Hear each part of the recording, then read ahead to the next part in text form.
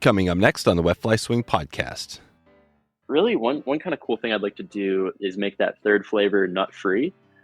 Because even though I think it's like 2% of the population is allergic to nuts, it's those folks are really kind of dealt out of the hand when it comes to energy bars, where a lot of the options out there have nuts in them. So it'd be cool to make at least one of those formulations nut-free so that those folks can get in on the action. That was Zach Hein with some insight into what might be next for Range Meal Bars. Getting your trail food dialed, caloric intake explained, and the survival challenge today on The Swing. Welcome to the Wet Fly Swing Fly Fishing Show, where you discover tips, tricks, and tools from the leading names in fly fishing today. Hey, how you doing today? Thanks for stopping by the show. You can share an episode right now and support this podcast and help another fellow angler out find this resource and all the great episodes we have here.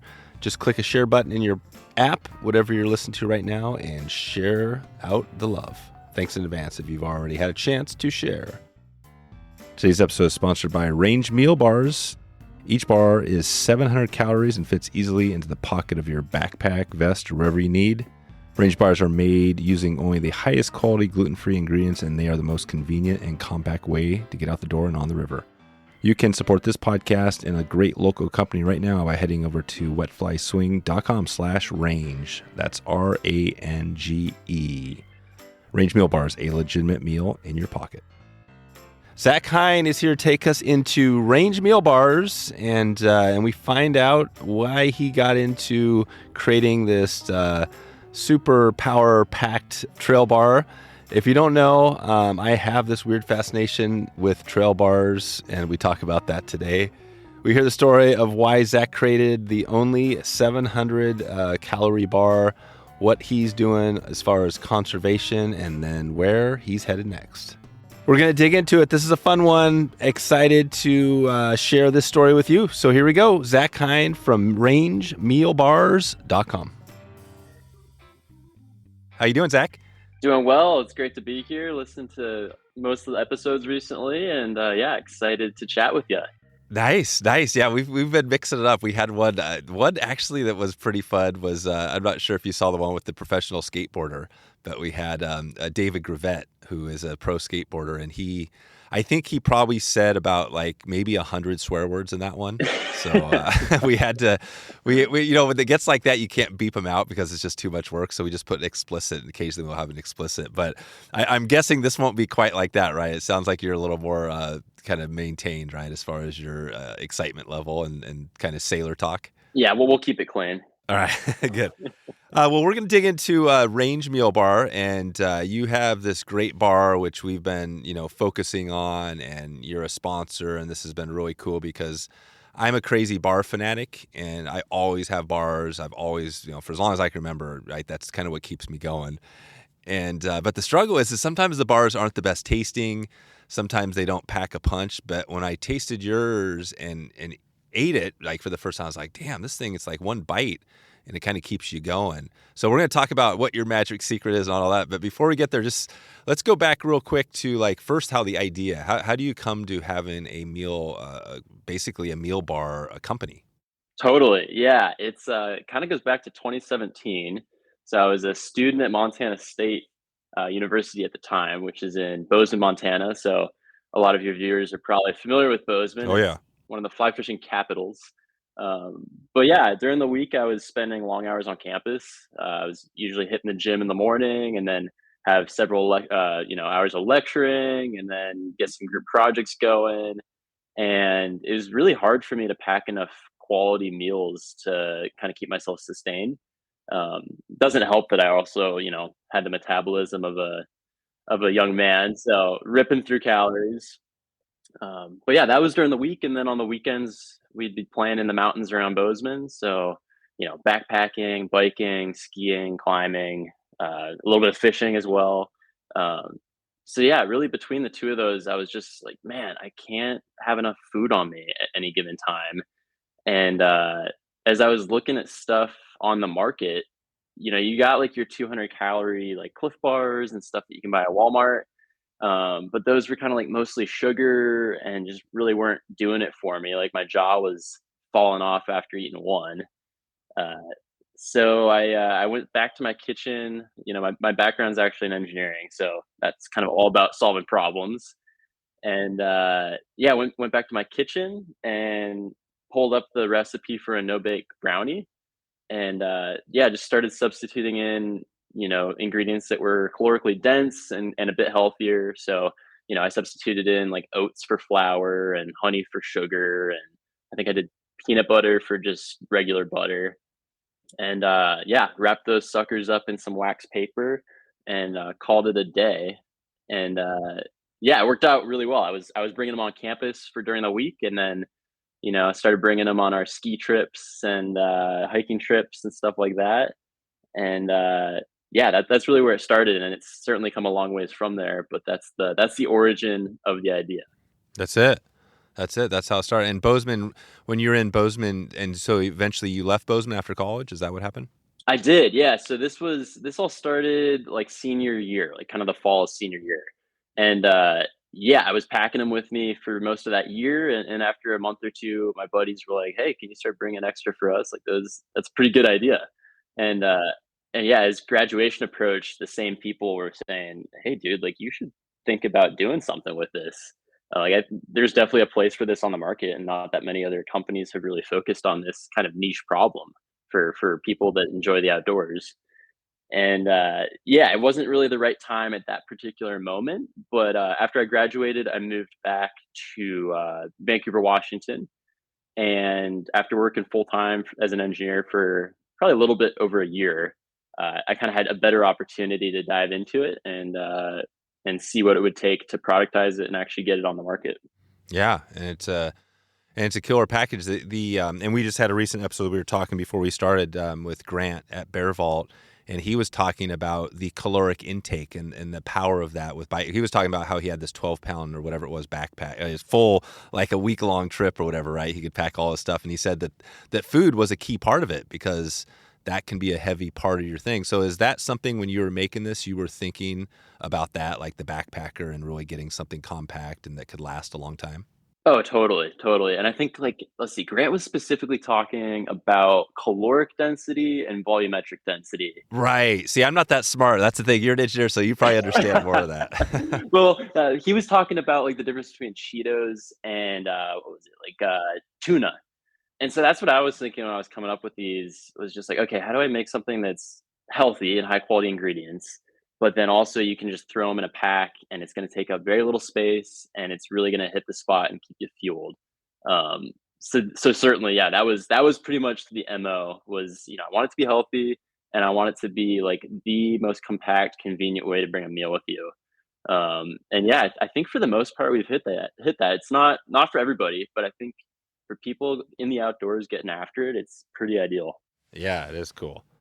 So yeah, so that's it. Basically, yeah, it packs a punch and it's 700 calories, right, compared to a lot of these other bars. And there's a bunch in the market. It seems like when you go into the store, what I find, what I found over the years is like everything, it either doesn't taste great or doesn't pack a punch or both, right? A lot of times. I mean, there's definitely some good ones out there I eat still, like the there's the one from the guys from Utah, I think. Oh, the Probar. Yeah, Probar. So Probar, right? So that one tastes good, and I'm not sure about the calories on that. So does that one have some calories in it? Totally. Yeah, and I mean, I'll be the first to say there's several other good options available. And I think mixing and matching is a great option to keep things new and fresh. But yeah, Probar is like probably one of the bigger companies that's kind of addressing this problem, where most of their bars are the high 300 calories or the low 400s. And they got high quality ingredients as well. I think if you were to pack enough of those to be a meal, it would maybe get to be a little bit much. I think maybe the texture isn't quite ideal for that. But yeah, Pro Bar is a good one. Um, and then yeah, our bars are 700 calories, so it's absolutely a full meal. And then the other thing I'd highlight is that you need a lot of fat and protein if you're going to be out there all day, right? And a lot of the other bars on the market, you'll see like the first ingredient is brown rice syrup. Um, And so they're basically just sugar bombs, and then they don't really back it up with like nut butters or whole grains and Right. whatnot that it's actually going to keep you going. So I do think that's one thing that range bars offer that you're not going to find elsewhere. That's it. That's one of the big things. And that's what you notice. Like you said, sometimes I'll just eat a little chunk and it'll keep me going for a while. And that's because it actually has the stuff your body needs as opposed to sugar and some of this other stuff that burns off quickly, right? Totally, totally. And I think that's the way that a lot of people enjoy them is just they'll have a bite or two, and it might even take them, an hour of eating a bar. But by the end of it, you're feeling good to go, and you can get back to doing what you're actually out there to do instead of breaking out a stove and Right. cooking up in the backcountry. Yeah. Do you find people are using these things like a full on, I mean, like throughout the whole day, like even skipping a dinner and having this instead? Is that something that if, you could do or people are doing? Totally, totally. I think how most people use them, and I would advocate for this as well, is freeze dried dehydrated meals totally have their place, right? Like you get to camp at night or maybe it's a pretty laid back trip and you can boil some water and make a meal and maybe you brought a little bit of wine with you or something. Like that's hard to beat. So I think how most folks use these hunters, fishermen, mountaineers if you're trying to get out of camp quick in the morning and maybe the sun hasn't even risen yet and you got a million other things to do, it's so nice to just be able to pull something out of your pocket and be munching on it while you're kind of taking care of other stuff, or be able to leave one in the pocket of your truck door and just know that you got a meal. Like if the fishing trip went long and you're out there 3 hours longer than you thought you needed to be, you kind of got a backup plan. But yeah, that's typically how I see people use them. Yeah, that's it. And then that's what I always have. I love having basically, yeah, having one with me, whether it's in the car door or the pack or it's always there because I'm kind of, I don't know, maybe I'm different than some, but I feel like I almost, if I'm not eating something, snacking on something, I feel like my blood sugar's maybe getting low. You know what I mean? I get a little aggravated. That's probably a common thing, right? That especially when you're eating the wrong food. Totally, totally. One, you look at almost any outdoor activity, compare that to sitting on your butt in an office or something, and I Right. mean, you're moving, you're burning calories, you're trying to stay warm or staying cool, depending on what the situation is. You might have a pack on your back. You might be walking on some rugged rocks in cold water. Like it is tough, right? And your body needs a lot of fuel to keep doing that. So, Yep. certainly. Yeah. So we're good to go then. So if you wake up in the morning and you eat nothing else but one of your bars just to keep going till lunch, that's not like necessarily a bad thing to do. That's doable. No, that's literally the intent. Actually, we've since changed the name, but our first flavor we originally called Alpine Start, which Oh, okay. yeah, I'm not sure if you're familiar with the term, but kind of goes back to climbing mountaineering. So it's a term that they'll use for mountaineering, where you have to wake up really early in the morning so that you can the snow's still cold and you're not getting ice fall and stuff. But literally like wake up at 2 a.m. and start hiking up a mountain. And so that was the name for the flavor because like that's what its intention was is that hey, you don't really want to be worrying about trying to throw a sandwich together or put together four other different food items. Like you just want to have boom, one and done, throw this in your backpack and munch on it and you're good to go. So yes, people definitely use them as like a full meal replacement. Don't need to patch together a bunch of other stuff as well. That's it. Yeah. And I'm looking at, so the chocolate, peanut butter, and coffee, and you have the two, right? The two different flavors. Correct. Yep. The two flavors we got are chocolate peanut butter and coffee, and then molasses, ginger, and sea salt. And actually, kind of cool connection. The sea salt for that is harvested off the Oregon coast. Oh, So wow. it's the Jacobson Oh, Salt yeah. Yeah. Company. Yeah. Right. Yeah. Yeah. Nice. So a Yeah. little That's, local connection there. there you go. And so the Alpine Star, I think I remember seeing that. That was something you took that name away, or that was the chocolate one, the coffee one? That was a chocolate one. Yeah, we decided to simplify and yeah, keep things simple so that people could understand what the flavors were. Oh, right. As opposed to, right, some other branding or whatever. Just keep it simple. Right. But yeah, and another funny thing about that one, so the coffee content in there is real coffee. And if you eat the whole bar, it's equal to drinking like a half cup of black coffee. Oh, wow. Um, so you can feel like a little bit of a caffeine buzz off that. If you're Yeah. eating it in the morning, it'll help get you going. So if you eat a whole one, it's like a half a cup of coffee. Yes, correct. Gotcha. Yeah. Nothing crazy, but a little bit. Yeah, I mean, this shows you how much. I mean, I've definitely eaten, a full bar of yours, but for the most part, I tend to not eat the whole thing just because I'm like, you know what I mean? It's just like, well, I always like one thing to have it, but it feels like I never need to eat a whole thing, right? Right. Is that strange, or maybe that's just because I'm, maybe getting a little older and I don't, I'm not burning as many calories anymore, right? But some people probably are pounding. I mean, like 700 calories. Yeah, what does the average person burn? Like, I'm trying to think of that now. A few thousand, right? A couple thousand. A couple thousand, and I would go so far as to say that most of our customers probably don't fall into the average person category. It takes a special kind of person to want to do some of these things. But yeah, like three off the top of my head, we had Caleb Dressel, who was what is he, seven-time gold medalist Olympic swimmer for the United States.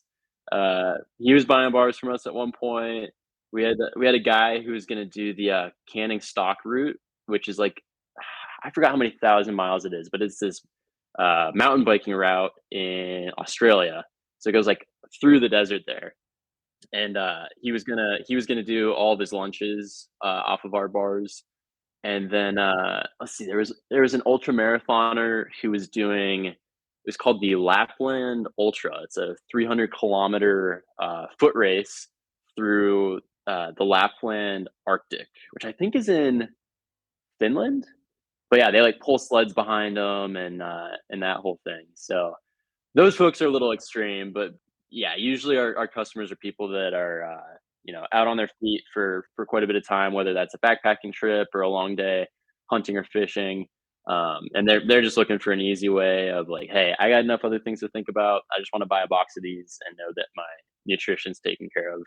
Exactly. Yeah, that's huge. And yeah, we have a lot of fishermen, obviously, but also hunters. We've got a good chunk of people listening that are definitely into hunting, and I find myself out hunting a lot where you get an animal down, right, and it's like it's midday, hot, and you're just beat, and you got 2 more hours, 3 more hours to get this thing out. So that's why, I mean, really, safety is a real deal, right? I mean, do you guys find yourself looking at that like this is a safety thing to have too, where if you are out there for a night, you actually have something to kind of survive on? Oh, absolutely.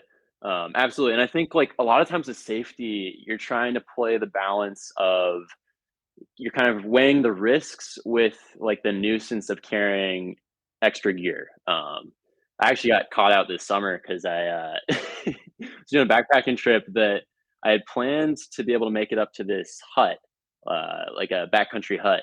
And given some of the conditions, we weren't going to be able to make that. But we had elected to leave our tent back at the truck. And also the forecast when we left was for it was supposed to be dry for the next several days, but we had this random July storm roll through, and Oh, wow. yeah, I got a little hairy there. But in that situation, we were weighing the benefit of the weight of taking a big tent with us versus the risk of like what it would be like to stay out without a tent.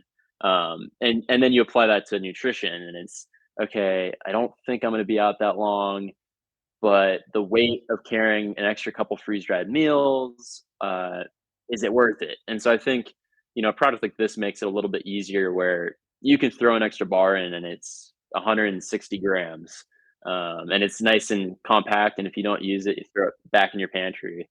Um, so yeah, they're fairly popular for that. And I think, yeah, especially for hunters that might only plan to or hunters or fishers that plan to only be out for a day, but like you're hiking back several miles and maybe you sprain an ankle or something like that. Maybe you get lost. It's nice to have one of these where it's like you might have a lot of other problems, but at least you won't be going hungry. Yeah, food's one, and I can imagine too on like the survivalist, right? Or just even being safe, like, you have a tsunami or something like that, right? And you're kind of your house thing, having that. I mean, it seems like this would be a great thing to have instead of some of that other stuff, right? That maybe isn't as nutrient kind of packed as yours. Is that something you think about as well? Oh, totally, totally. No, I think they're pretty appropriate for that. We also had a survival. There's a group that was doing a survival challenge where they had to survive out of a Ziploc baggie for 72 hours. So like everything had to fit into a quart-sized baggie. And they actually chose to use range bars for the nutrition, and then they had cordage and a knife and a bunch of other stuff, flint and steel. But yeah, so from the survival perspective, and then people that want to have like a little bit of a, I don't know if you call it prepping, but just have a little bit of supplies put away. So like, yeah, if stuff hits the fan, you can get out of Dodge for a little bit.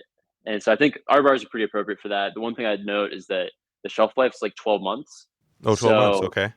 yeah, so I mean, it's not like they're gonna go bad on you overnight, but this might be something where you buy quite a few of them to keep in there, and then as it comes up on 12 months, maybe you start using them for your day trips and stuff. Yeah, I gotcha. And that's because you actually aren't using a bunch of preservatives and stuff like that. What's the difference between that and say one of these other bars where you could have it for 10 years and still be fine? Yeah. So if you look at the bars that are specifically intended for 7-year shelf lives, uh, basically the two ingredients are going to be palm oil and like straight corn syrup or sugar. And so that makes them very shelf stable, and like in a pinch, that would keep you going, right? That's sugar and fat, like your body's happy. Uh, but if you brought that on a backpacking trip, you're probably not going to be feeling super great. So I think we've struck maybe a decent balance of, if you look at our ingredients, it's all stuff that you're going to have in your pantry, um, and yet it's still 12 months is a decent amount of time. So if you buy one of these, you got quite a bit of time to use it, and yeah, it's nice just to have a box sitting in your pantry so that if that last minute weekend trip comes up, you can throw it in your pack and get out the door. Yeah, that's right. Your bars, I mean, we mentioned a couple of these things. I mean, the ingredients and stuff like that. I mean, how do you said you're an engineer, or you had that engineering. I mean, is it pretty like just creating a bar? You said you're sitting at your house, you just made this thing. I mean, is that pretty simple, or have you done some research over the years trying to figure out like, okay, what do I need to use and all that? Because if it was me and I was making something, it'd be a disaster. The kitchen would be destroyed. It tastes like crap. I mean, did you do a lot of work there just to become like kind of a cook to understand this? Oh, totally. It's equal parts being a chef and a scientist. So yeah, we were talking about where this started, and I moved back to Vancouver, Washington, and a year after being an engineer, I decided I want to take this on and see what it would take to get this on the market. And really, one of my first steps was taking a course from the Food Innovations Center in Portland, Oregon. So it's this really cool facility. It's run by Oregon State University, and yeah, they just ran me through basically boot camp on food science. Um, and so collaborating with them, I was able to understand what the formulation would have to be in order to be shelf stable and safe and all those things, and still be tasty and made with all natural ingredients. So that was a great resource, and certainly learned a lot from them that has resulted in, I think our formulation is a pretty good mix of, it's all natural, it tastes good, and it's safe on the shelf for over 12 months. Today's episode is sponsored by Range Meal Bars, made by a small team of passionate outdoor enthusiasts. The Range team only uses the highest quality gluten-free ingredients, and they know they want to fuel your body with the right stuff. We did a recent episode where we talked about backpacking and packing your pack and getting ready for might be a hike into a high mountain lake. And we talked about the power of food and getting the right food in your pack and how important that is to shaving off weight.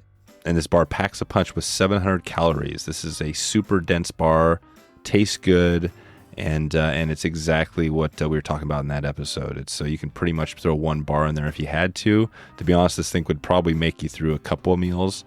I eat these things whenever I need to, and usually one chunk of this, one bite, will keep me going for quite a while. So it's quite a bit different now that I've been snacking on these for a while, definitely than pretty much all the other meal bars because of the caloric intake. And this is important when you're out there for safety or on the water or just keeping that stomach from growling.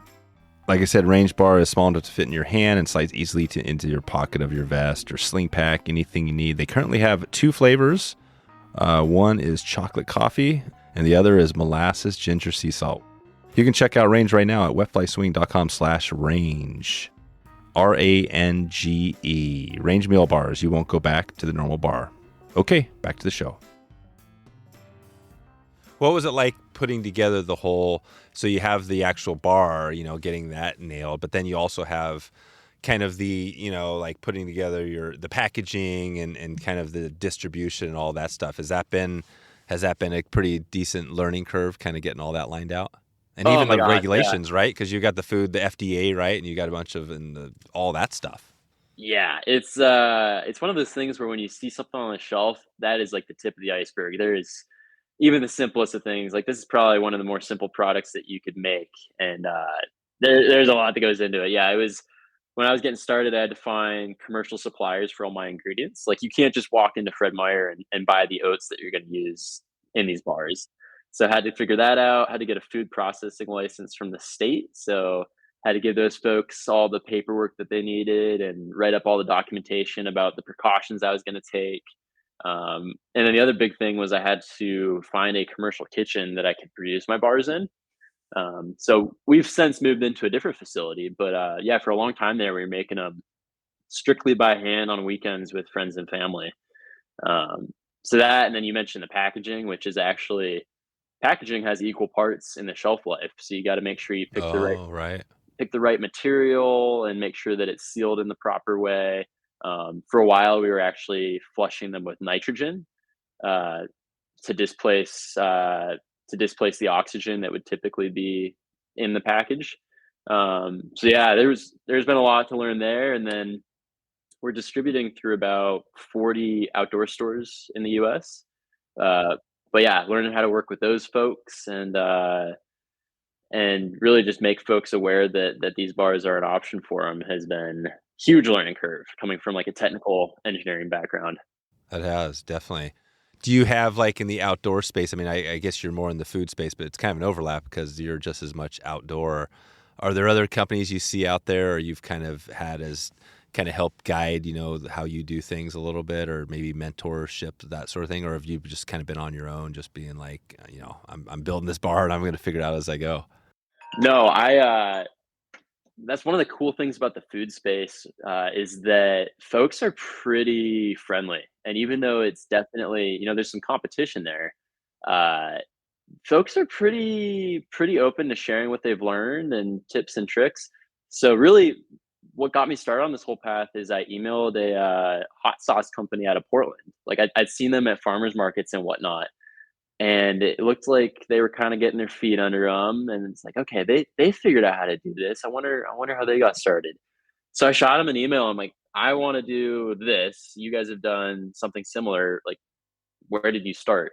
And they were actually the ones that sent me to the Food Innovations Center. They said, we don't have time to show you how to do this, but these people could help you. Um, so that's really where I got started. And then since then, I mean, it's gone both ways. I've continued to receive mentorship from other local companies. So there's a local trail butter. It's like a nut butter company out of Portland, and that company's been super friendly about telling me what they're doing and a little bit of guidance there. And then on the flip side, I've also been able to help out some other younger companies that are kind of looking for how to get started themselves. Um, so yeah, it's been kind of a cool community that way, and it's definitely a small world. It is. I feel the same way. I think probably any business, would take that advice, right? That would help because we're doing the same thing with other podcasters, out there. Is I feel like, the more we help, you kind of lift each other up, right? It's like you're helping somebody, they're helping, then it kind of pays you back. You don't even realize it, but that stuff helping that other business, you know what I mean? It just pays you back in dividends in long term. So that's Totally. cool to hear. Yeah, that's really cool to hear. It's what's the term? A rising tide lifts all boats. Yeah, I don't get that. I know it, but yeah, that's it. Yeah, rising tide lifts all boats or ships or whatever. So I totally agree. Good. So what do you got? So as you look out, so you got range, you got this good bar, you got this power packed bar. As you look out the next 5-10 years, what does this look like? Do you do things change a lot, or do you have goals to conquer the world? What's that look like? Yeah, well, I think conquering the world is probably at least 10 years out, but Okay, you it, have to wait a it, little it, bit there. yeah, it's definitely coming though. Yeah. In the short term, I think we'd like to add a third flavor. So as we continue to grow, that's going to allow us to add a third, fourth, and maybe a fifth flavor. And really, one kind of cool thing I'd like to do is make that third flavor nut free. Because even though I think it's like 2% of the population is allergic to nuts, it's those folks are really kind of dealt out of the hand when it comes to energy bars, where a lot of the options out there have nuts in them. So it'd be cool to make at least one of those formulations nut free so that those folks can get in on the action.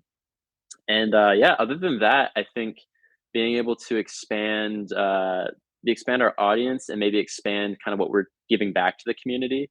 We're already a member of 1% for the Planet, Oh and yeah. so yeah, so I'd like to continue doing that, and maybe even be able to scale that a bit where we're giving more than we need to, whether that's giving back to trail maintenance or organizing kind of like some habitat restoration type stuff. There's been some brands in the space that have done some really cool stuff that I think as we grow we're going to be able to give back more. But yeah, other than that, I think we'll keep Perfect.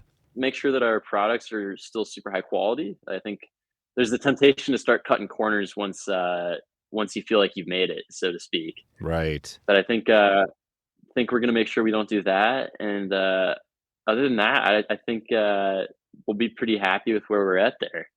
That's awesome.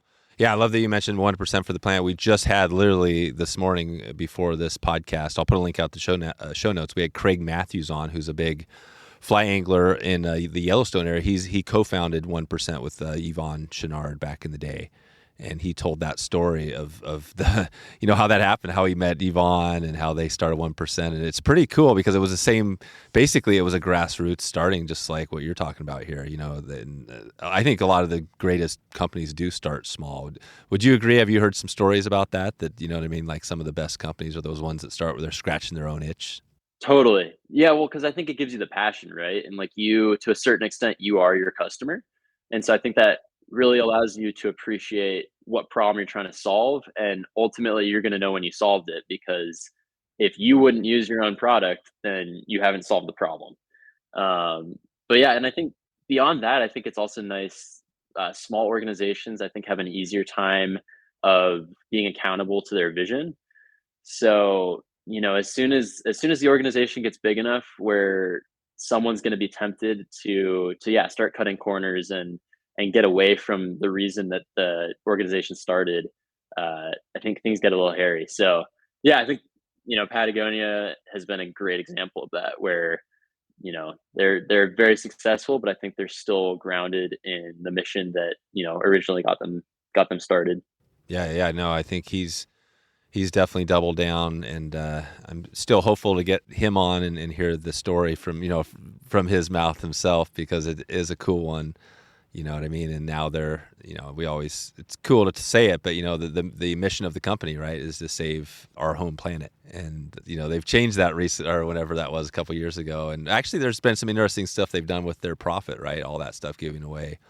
I don't know. I think it is obviously everybody expects it from Patagonia, but other companies, right? I mean, I think there's a lot of room for other companies to do some of the same stuff. Like when you look at the conservation, it sounds like that's a big part of what you do.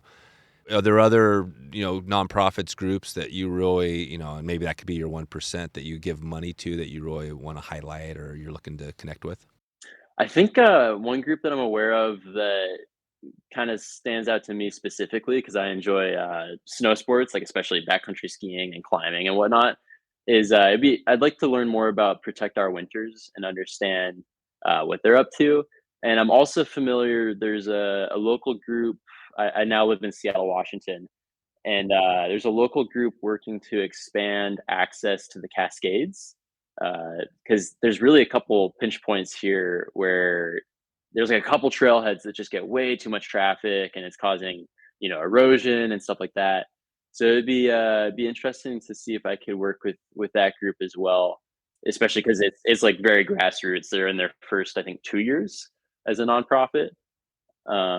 But yeah, that, and then one thing that I'd be interested in, because we make a food product, is seeing if we can't start donating to a couple food banks or potentially even disaster relief.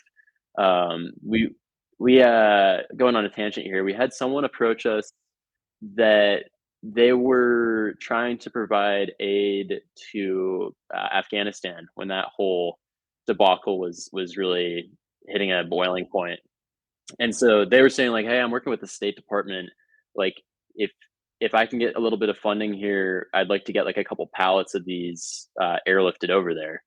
So I think as we grow, we might have more flexibility to like not only like cooperate with those, but maybe even spearhead something like that, whether that's close to the local community or if there's another cause that's relevant. Nice. Yeah, that's amazing. That would be cool to keep in touch on that. I'm always looking at opportunities, right? That's kind of the cool thing about doing the podcast is, so many people I talk to, being able to connect and hear about some of the groups they're interested in. It kind of expands our network and chance to do some good stuff out there. So, we'll definitely have to keep in touch on that. Anything else, as far as with the bar? I mean, it seems like obviously, like you said, it's pretty simple to make, that sort of thing. But anything else you want to highlight that we haven't touched on here about the bar, kind of where you're going, what people can expect from Range? No, I think we've touched on most of it. The only other thing that I'll add that's just kind of an interesting aspect of the formulation is that unlike some of the other energy bars that you might find, Range bars don't freeze when it gets cold. So they get more firm, but you're not going to take a tooth out like you would with some of the other bars that people might have experience with.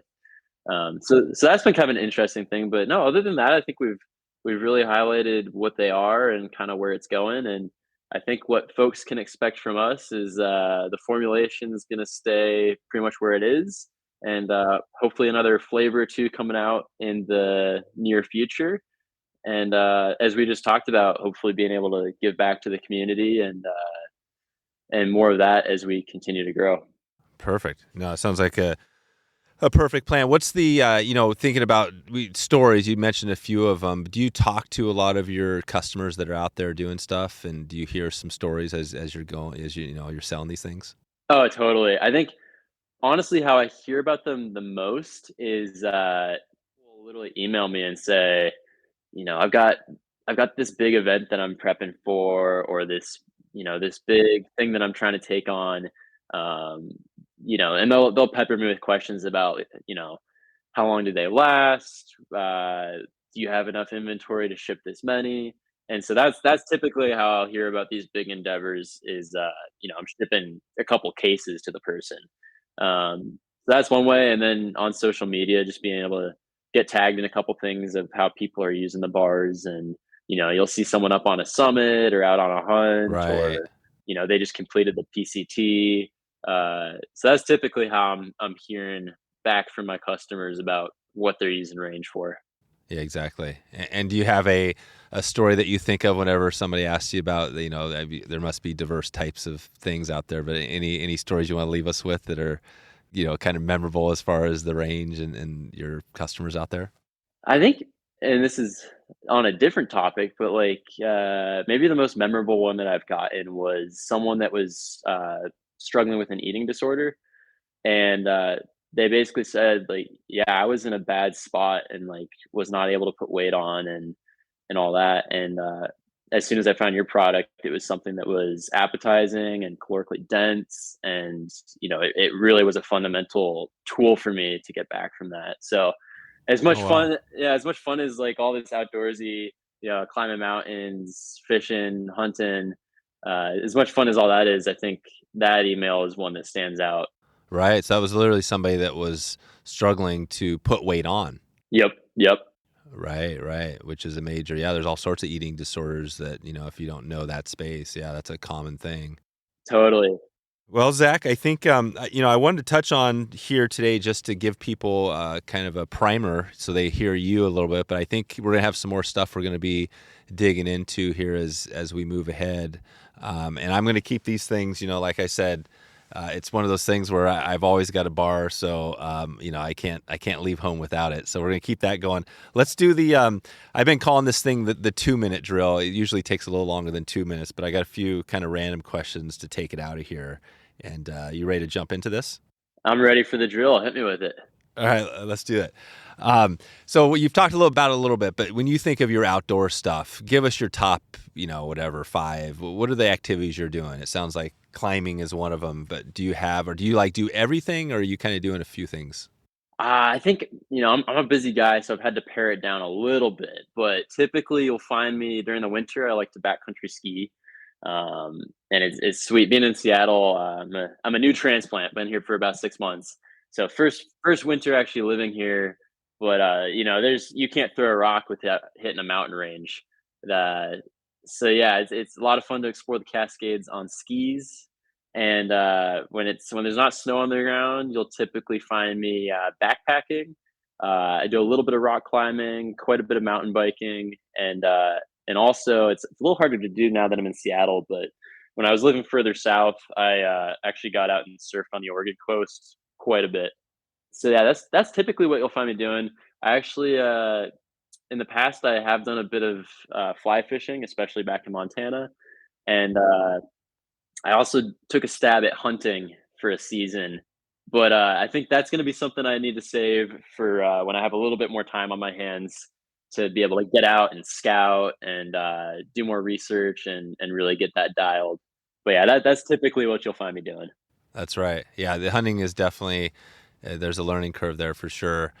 So you're in Bozeman. What do you when you look at Bozeman versus the Northwest? Did you miss anything about Bozeman or just in Montana in general? I think the short answer is yes, definitely. I think the ease of access to the outdoors there is just unparalleled. And I think specifically when I was going to school there, I discovered these Forest Service cabins that you can book, and that was always one of my favorite things to do. Was just get a group of guys together and you know uh, pack a little bit of whiskey and some bacon and a little boombox, and that was my favorite thing to do. But yeah, certainly things I miss about Bozeman. There you go. Yeah, whiskey, bacon, and a boombox. I love that. That's going to be the title. It's the That might be the title trifecta. of this one. Trifecta. Awesome. Well, what's your whiskey? Do you have? Are you more of a whiskey drinker or like a beer drinker? I think when it comes to that, whiskey. But yeah, we'd usually do what was it? Wild turkey, I think was the go-to. But yeah, good times up in the lookouts. Nice. Yeah, and the lookout's cool. What about I always love to dig a little bit into the art stuff. So like your music, do you have a kind of type of music or a kind of a group or something like that you listen to? Yeah, my music is pretty eclectic. I do play tenor saxophone, so I guess I Oh, technically wow. produce music as well. But yeah, music's all over the place. Sometimes depends on the time of year too, but typically anything between country and then I guess technically a little bit of rap too if I'm like lifting weights or something. But yeah, typically like country or like I guess a little bit of indie. What's a rap? Give us a rap. Do you have any something we can kind of throw in there, take a look at online? Oh, it's nothing too creative, but I'll throw out like Eminem. Is Uh, Eminem still going? oh no, it's all his old stuff, like Oh yeah, old school. all Yeah, the yeah. 8 Mile type Yeah, stuff. totally. Lose Yourself. Oh yeah. Yeah, that was yeah. That's good stuff. Nice. Perfect. All right. Well, this is good because we're gonna get an Eminem. This gives me an opportunity to look up some and throw this in the show notes. So we'll definitely we'll get an Eminem rolling here, and let's keep on this. So movies wise, just to get to know you a little more, give us your movie genre or a movie that you really love. Do you have a favorite movie? Oh man, I think I really like adventure documentaries. And tying back to Montana, there was a documentary produced 2017 maybe called Unbranded, and it's about four newly graduated Texas, I think it's Texas A&M maybe, students, but they're like childhood friends, and they ride from the border of Mexico to Canada on wild Mustangs that they tamed. Oh, amazing. It's a and there's some fly fishing in there too. Come to think of it, Oh, nice. yeah. But that's super cool documentary. Nice. I just rewatched it for like the fifth time, um, Cool. and some good music in there. Good music in there as well. Perfect. See, this is why I do this little segment because it's like I'm scratching my own itch. I love to. Now I've got a movie to watch for the weekend, so this is Oh, gonna be it's great. perfect. It's great. You'll love it. Cool, man. All right. Well, I think I'm feeling pretty good about this. I wanted to dig in a little bit and hear a little of your story. I think we got that out there, and we know where you're headed. So I think what we'll do is maybe leave this till the next one, and we'll send everybody out to Range Meal Bar, and if they want to check in with you. And and anything else before we head out of here? It sounds like you're going to be digging back in, maybe some new flavors coming up. Are these flavors potentially like in the next year? Is that what we're kind of looking at? I think that's what we're targeting. Yeah, it really comes down to we just made a pretty big transition on the production side to kind of step into a bigger facility. And yeah, we're really getting the hang of that. And I think within the next year here, we'll be ready to add to our resume a little bit and give folks some more variety. Awesome. All right, Zach, we'll keep in touch here and get everybody sending them out to where we've been sending them. Actually, wetflyswing.com/range is the other place, and we'll put links out in the show notes. And thanks for taking the time today and for producing the great product. Definitely, we're going to keep that thing in our pocket for the rest of the year. So thanks again, Zach. Fantastic. Great chatting. There we go. Zach Hein on his way out of here. Wetflyswing.com/438 to circle around and find out where you can pick up some of those bars right now. Zach's got some good stuff over there. I know I'm getting hungry right now.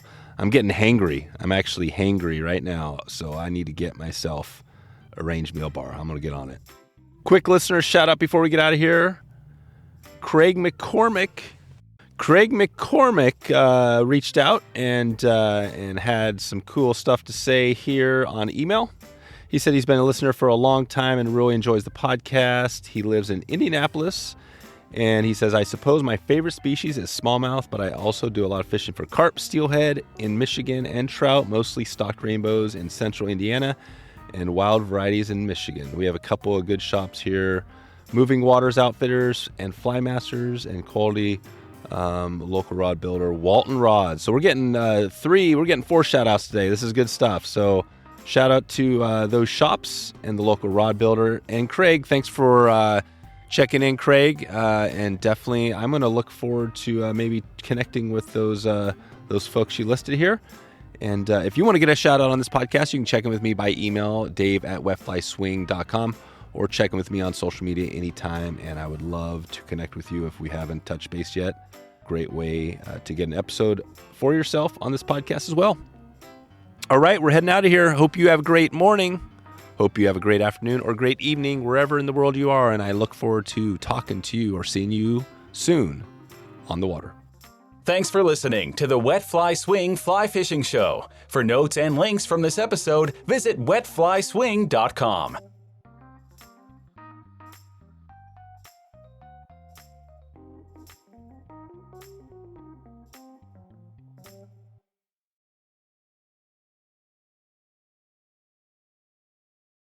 Thank you.